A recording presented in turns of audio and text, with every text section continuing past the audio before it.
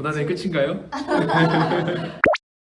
그리스도인에게 최선은 무엇일까요? 저는 저의 전부를 하나님께 내려놓고 의지해야 한다는 것을 머리로는 알지만 실제 삶을 살아가는 데 있어서는 분명 저의 힘과 열심을 다하는 게 필요합니다. 그런데 제가 할 수 있는 만큼 최선을 다해본다고 했을 때 그 할 수 있는 만큼이라는 게 얼만큼인지 잘 모르겠어요.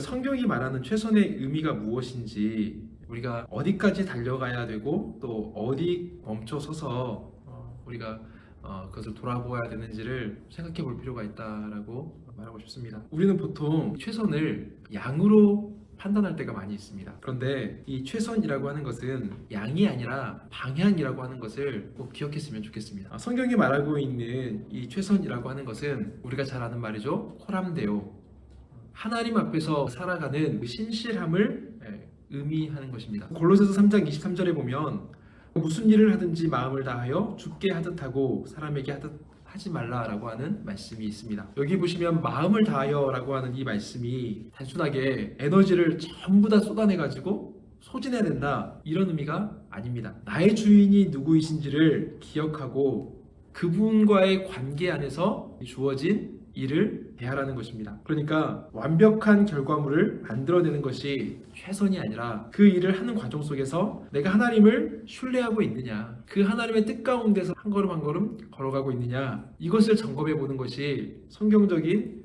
최선을 생각해 보는 첫걸음이라고 하는 것입니다.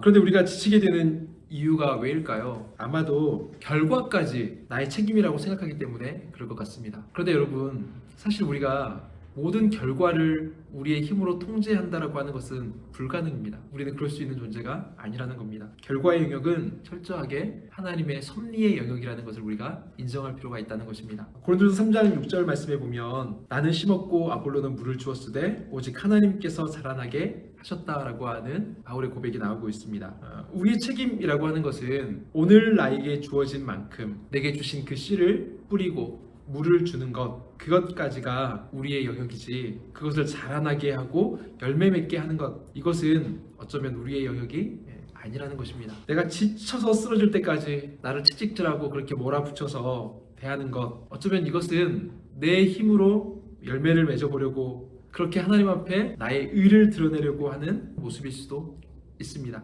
내가 이 정도 노력했으니까 이 정도 결과는 나와야 되는 것 아닌가, 이런 마음이 들 때마다, 그리고 그러한 결과가 보여지지 않을 때마다 우리는 실망하고 탈진할 수밖에 없을 겁니다.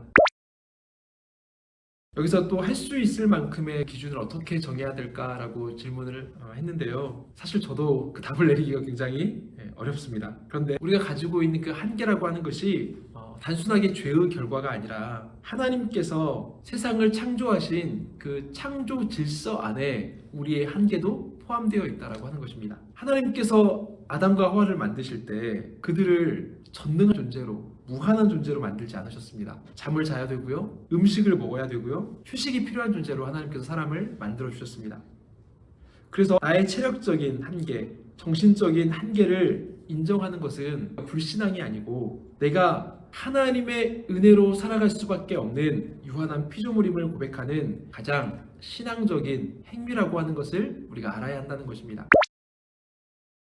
하나님께서 오늘 내게 주신 그 힘과 에너지를 하나님 앞에 정직하게 힘써서 사용하되 내일의 힘과 에너지까지 미리 끌어다가 쓰지 않는 것, 그것이 어쩌면 오늘 우리가 보여야 할 최선의 모습이 아닐까 싶습니다. 내일의 염려를 위해서 오늘의 나를 파괴하고 오늘의 나를 돌보지 않는 것, 이것은 하나님이 원하시는 최선이 아닐 수 있습니다. 자족할 줄도 알고 하나님 앞에 우리의 한계를 인정할 줄도 알므로써 그 하나님을 우리가 붙들고 의지하는 믿음의 삶을 살아갈 수 있었으면 좋겠습니다.